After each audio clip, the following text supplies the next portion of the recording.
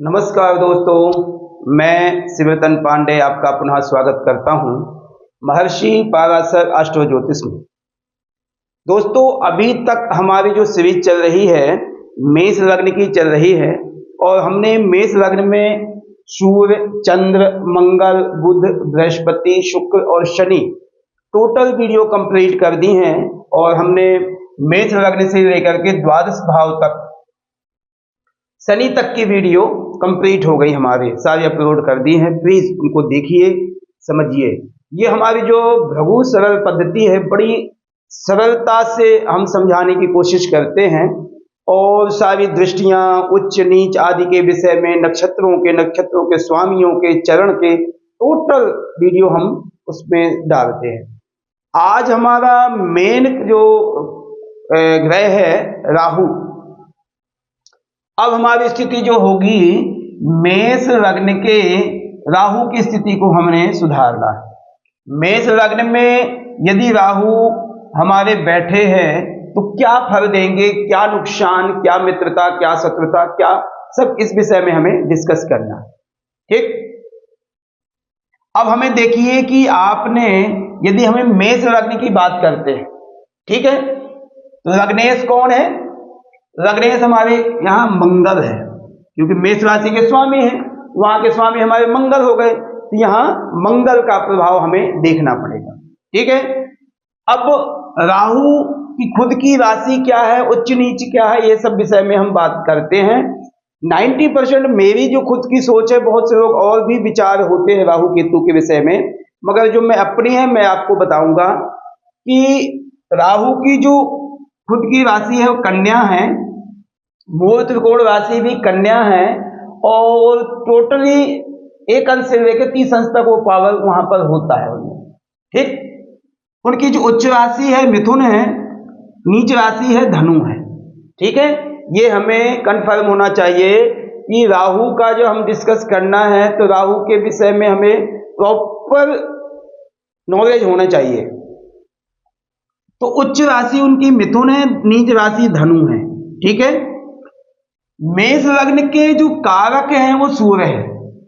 ठीक है, मेष लग्न के जो कारक हैं, यानी प्रथम भाव के, मेष लग्न के नहीं, प्रथम भाव के जो कारक हैं यहाँ के सूर्य है। अब यदि दृष्टि की बात हम करते हैं, दृष्टि की यदि हम बात करते हैं तो राहु की जो दृष्टियां हैं, पूर्ण दृष्टि पंचम, सप्तम और नवम है।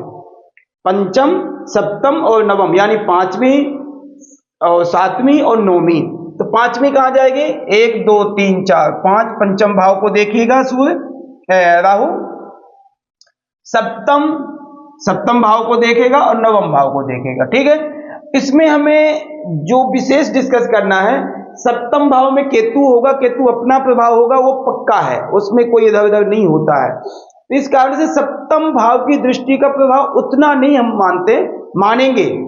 मानेंगे। इस भाव के विषय में भी मैं बात करूंगा आपको, क्या उसका हमें सजेशन करना चाहिए। तो हमारी पंचम, सप्तम और नवम दृष्टि हमारी राहु की हो गई। यदि राहु मेष लग्न में है, मेष राशि में है, तो अश्विनी, भरणी, कृतिका नक्षत्रों में जाते हुए जाएगा। तो कहते अश्विनी, भरणी, कृतिका नाम पादे में सह। अश्विनी, भरणी, कृतिका, ये 3 चरण जो हैं, 3 नक्षत्र हैं, इनके अश्विनी के 4 चरण, भरणी के 4 चरण, कृतिका का 1 चरण से हमारा यह पूरा मेष राशि कंप्लीट होती है, जिसमें हमारे राहु विद्यमान हैं, बैठे हैं। यदि राहु की स्थिति 13-20 अंश तक है, 0 से 13-20 अंश तक है, तो अश्विनी नक्षत्र में है, उसके स्वामी हमारे केतु है। अश्विनी नक्षत्र के स्वामी हमारे केतु है। और यदि भरणी नक्षत्र में है तो 13-20 से लेकर 26-40 तक रहेंगे, उसके स्वामी हमारे शुक्र है। ठीक है, और यदि कृतिका नक्षत्र में है हमारे राहु, तो 26-40 से लेकर के 30 अंश तक हमारे कृतिका नक्षत्र में होंगे, उसके स्वामी हमारे सूर्य है।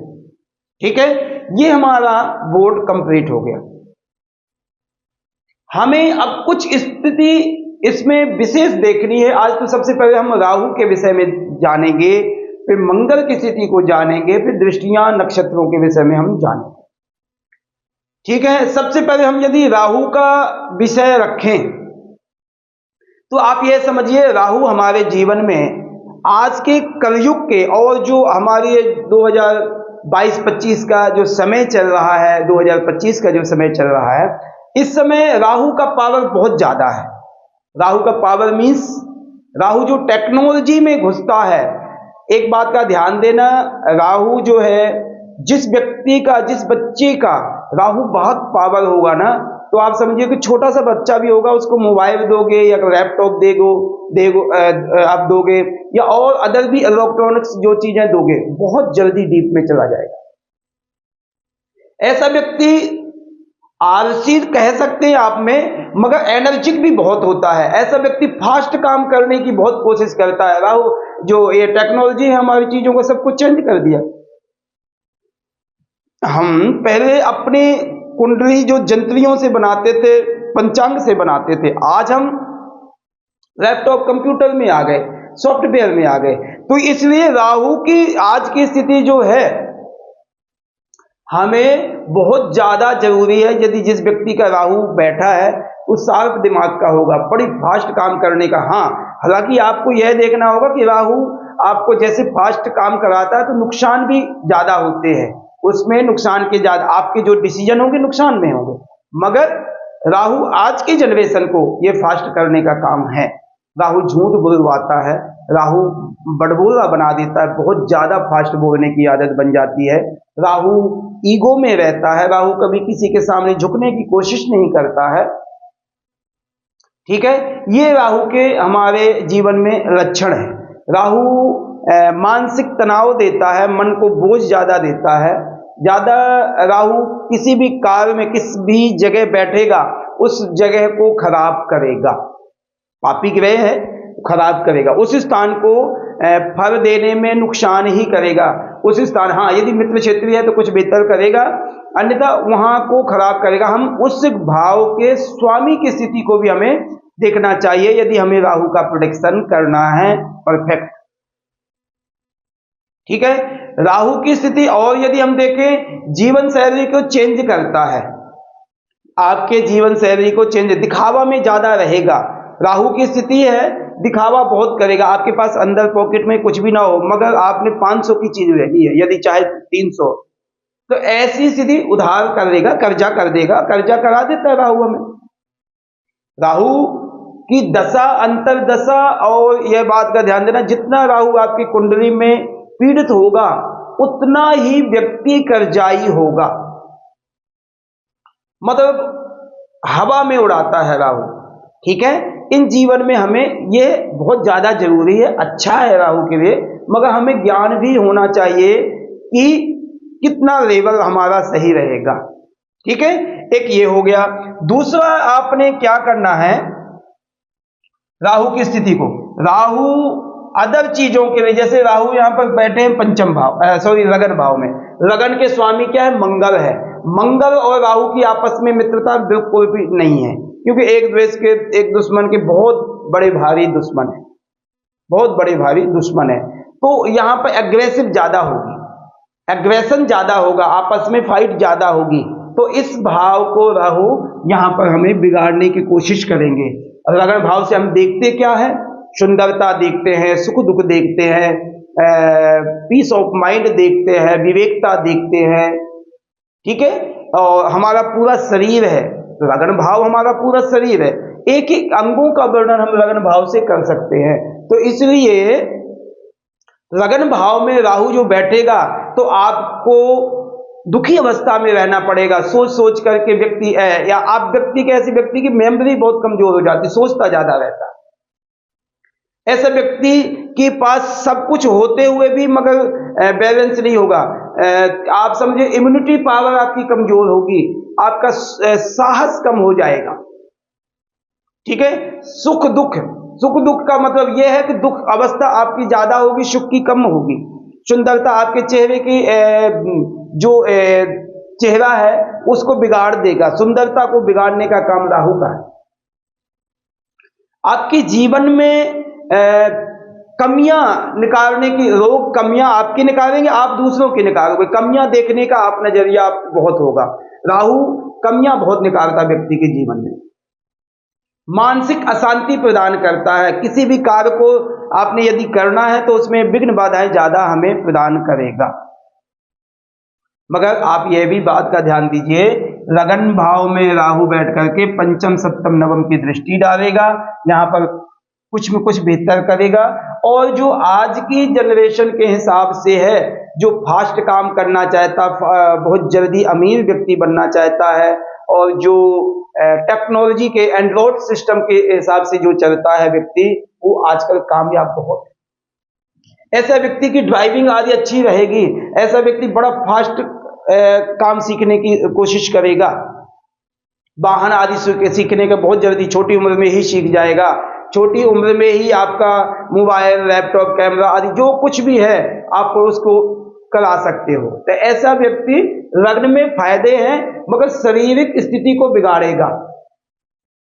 लग्न में राहु बैठ करके आपके स्वास्थ्य को बिगाड़ पैदा करेगा। हम इसमें यह देखेंगे, यदि यहां पर मंगल की स्थिति अच्छी है, यदि मंगल दशम भाव में बैठे, अपने घर को देखते हैं, मंगल राहु के साथ बैठे हैं, आप यह बात का ध्यान देना, मंगल और राहु यदि एक साथ बैठेंगे तो आपके अंगारक योग बनाएगा। अंगारक योग आपको नुकसान करता है, किसी भी चीज में हानि पहुंचाने की कोशिश करता है। यहां पर यदि बैठा है तो आपको एक्सीडेंट, आपके स्वास्थ्य की कमियां देंगे, मगर हमें वहां पर मंगल यदि अच्छा है तो हमें इतना नुकसान नहीं करेगा, क्योंकि लग्नेश मंगल है, वहां पर हमें फायदा करने के चांस है। ठीक है, राहु की स्थिति और यदि देखी जाए तो पंचम भाव पे दृष्टि डालेंगे, 1 2 3 4 5 पंचम भाव को दृष्टि डालेंगे। आप यह बात का ध्यान दीजिए, अगर यदि आप कोई सीखने वाली चीज है, सीखने मीन्स समझने वाली चीज है, तो बहुत जल्दी समझोगे। यदि रिटर्न करने वाली है, देख करके अभ्यास करना हो, उसको याद करना, याद नहीं आपसे होगा, मगर समझने वाली चीज है, बहुत जल्दी कैच करता है राहु। राहु एक मेल प्लैनेट है, यहां पर यदि लग्न में बैठा है, पंचम भाव को देखेगा तो आपको पुत्र का सुख मिलेगा। हालांकि आपकी टोन नहीं मिलेगी आपसे, क्योंकि आपका स्वभाव जो होगा बड़ा फास्ट होगा, और डिसीजन भी आपके फास्ट लेने वाले होंगे। उस कारण से संतान से संबंध उतने अच्छे नहीं रहेंगे, आपस में बिगाड़ पैदा होगा, विचारों में दिक्कतें आएंगी आपको। मगर आप यह देखिए कि पंचम भाव को, ऐसे व्यक्ति को टेक्निकल चीजों को ज्यादा हमें करवाना चाहिए। जो प्रेफरेंस अभी इस समय चल रहा है उसमें ज्यादा फोकस ऐसे बच्चे से करवाओ, बेस्ट रहेगा। यदि राहु मंगल लग्न में बैठे हैं तो ऐसा व्यक्ति स्पोर्ट्स आदि में जावे, स्पोर्ट्स में फायदा करेगा, इम्यूनिटी पावर देगा मंगल, वहां पर साहस देगा, हौसला देगा, और स्पोर्ट्स में फायदा आपको कर जाएगा। व्यवसायिक स्थिति यदि और देखनी है आपने, तो आप विदेश से संबंधित काम कर सकते हैं, आप ट्रांसपोर्ट का काम भी कर सकते हैं। आपने स्थिरता का काम ना करें, बैठने का काम नहीं। राहु तो घुमाने फिराने का, चक्कर लगाने का काम है। राहु आपको घुमाने फिराने में माहिर है, ऐसे काम करें, बिल्कुल ठीक रहेगा। आप लग्न में बैठ करके यदि राहु बैठा है तो आप समझिए कि घूमने फिरने का, यानी कोई सेल्समैन आदि हैं, एग्जाम्पल बेस्ट है। यदि आप कोई अच्छे फैक्ट्री के मालिक या कुछ है, तो आप अपना सिटिंग का कम काम, घूमने का ज्यादा। ठीक है, आजकल नेटवर्क जो है आप वो करें, उसमें बहुत बेनिफिट होगा। नेटवर्किंग का काम आप करें, बहुत बेनिफिट। विदेश से संबंधित, यात्राओं से संबंधित आप काम करें, बहुत बेनिफिट होगा। ठीक है, पंचम भाव को जब दृष्टि डालेगा तो हमारे राहु पंचम को दृष्टि डालता, थोड़ा विघ्न बाधाएं डालेगा, मगर ऐसा व्यक्ति राहु पंचम में जब दृष्टि डालेगा तो एक इंटेलिजेंट भी बहुत होगा, मगर स्टार्टिंग में थोड़ा सा उसको इतनी समझ में नहीं आएगी। जब समझने की चीजें आएगी तो बहुत बेनिफिट आपको देगा। पुत्र आदि से संबंध होंगे, संतान अवश्य होगी। आप ये नहीं कह सकते कि राहु की दृष्टि आपके संतान नहीं होगी, संतान 100% होगी। कभी कभी तो ये भी देखा गया है कि मैरिज 2024 में हुई तो 25 में संतान होगी, यानी 9th 10th मंथ के बाद, साल के बाद, 1-2 साल के बीच में संतान होती है, और ज्यादातर चांस ये होते मेल संतान होती है। ठीक है, तो ये पंचम दृष्टि हो गई। सप्तम दृष्टि की यदि बात करें तो सप्तम दृष्टि का इफेक्ट बहुत ज्यादा नहीं पड़ेगा, कि वहां पर केतु बैठे, केतु अपना फल देने की कोशिश करेंगे, क्योंकि परमानेंट लग्न से सप्तम भाव में केतु बैठेगा ही बैठेगा, यानी राहु लग्न में बैठा, सप्तम में केतु बैठना ही बैठना है। ठीक है, एक ये हो गया। दूसरी बात ये आपका विशेष आपने ध्यान देना है, यदि जब संतान से संबंधित आपका क्वेश्चन होगा कोई, या स्त्री से संबंधित क्वेश्चन होगा, तो हाँ ये स्वाभाविक है राहु वहां पर इफेक्ट डालेगा। यहां पर सप्तम दृष्टि डालेगा तो इफेक्ट थोड़ा बहुत पार्टनरशिप में भी दिक्कतें डालेगा, मगर इतनी इफेक्ट नहीं है कि केतु का प्रभाव वहां पर होगा। तो राहु की सप्तम दृष्टि का प्रभाव जो है केतु कंट्रोल करता है। नवम दृष्टि जो यहां होगी तो राहु की ये नीच दृष्टि है, यहां पर नीच दृष्टि है, राहु यहां पर नीच दृष्टि डालेंगे। बृहस्पति से हालांकि समता है राहु की, कोई ऐसी बात नहीं है, राहु समता प्रदान करते हैं, मगर यहां पर नवम दृष्टि जब राहु डालेंगे तो हम यहां पर बृहस्पति का कंट्रोल देखेंगे कि बृहस्पति यदि अच्छी स्थिति में बाई चांस यहीं बैठा है, राहु की दृष्टि पड़ रही है, तो उतना इफेक्ट नहीं करेगा, बृहस्पति अपने घर को बचाने की कोशिश करेंगे। राहु जहां पर दृष्टि डालेगा, जहां पर बैठेगा, वहां पर अपने उस भाव को बिगाड़ने की कोशिश करता है, क्योंकि पापी ग्रह है इस कारण से। मगर नवम भाव का बृहस्पति यदि खुद बैठा है या पंचम में बैठे हैं या लग्न में ही राहु के, हाँ हालांकि राहु के साथ बैठना बृहस्पति का उतना अच्छा नहीं है, ऐसा व्यक्ति सहमा ही रहता, दृष्टि भी डालने पर भाग्यवर्धक नहीं है, भाग्य को बढ़ावा नहीं देगा, भाग्य को घटाएगा, भाग्य में आपकी वृद्धि नहीं हो पाएगी, उतनी परेशानी आपको ज्यादा स्ट्रगल ज्यादा करना पड़ेगा। आप 50% का मेहनत करोगे तो 30% आपको सफलता मिलेगी, मगर उसमें हम बृहस्पति यदि अच्छा है तो आपकी नवम दृष्टि राहु की बेस्ट रहेगी और वहां पर ऐसा कुछ नुकसान नहीं करेगा। धार्मिक का, जैसे हम कहते थे नवम भाव से हम धार्मिक का विचार करते हैं, धार्मिक यात्राओं का विचार करते, तो हाँ ऐसा व्यक्ति हो सकता है, यात्राएं जरूर करेगा मगर अपने संबंध से करेगा, अपने फायदे के लिए करेगा। लग्न में राहु जब बैठेगा तो आपको झूठ भी बुलवाएगा, और ऐसे काम जो झूठ बोलने में माहिर है वो काम राहु कर सकता है। ठीक है, एजेंटी, कोई भी चीज की एजेंटी आप कर सकते हो, ठीक है ना, सेल्समैन आदि जो कुछ भी है वो चीजों में, जैसे आपने कहना है कि 20 की चीज है और आपने 30 की बेच देनी है, तो ऐसी स्थिति में राहु बहुत पावरफुल बन जाता है। ठीक है, अब नक्षत्रों की यदि बात करें तो राहु यदि अश्विनी नक्षत्र में, तो वहां के स्वामी केतु हैं, केतु से संबंध अच्छे हैं, राहु लगभग फायदा करेगा।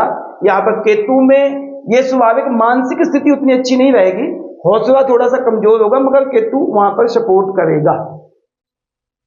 शुक्र भरणी नक्षत्र, यदि राहु का भरणी नक्षत्र में यदि है तो शुक्र वहां के स्वामी है, यानी 13-20 से लेकर 26-40 तक यदि है तो वहां के स्वामी हमारे शुक्र हो गए।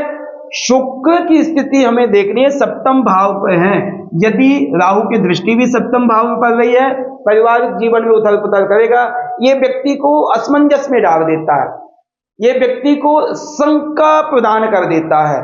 शंका में यानी स्त्री से शंका हो सकती है कि गलत रिलेशनशिप या पारिवारिक जीवन, या आपके पार्टनरशिप में दिक्कत आ सकती है, यार ये व्यक्ति अच्छा है कि नहीं है, डाउटफुल रहता है राहु, आपको दूसरे व्यक्ति को भी डाउट बना के रखता है।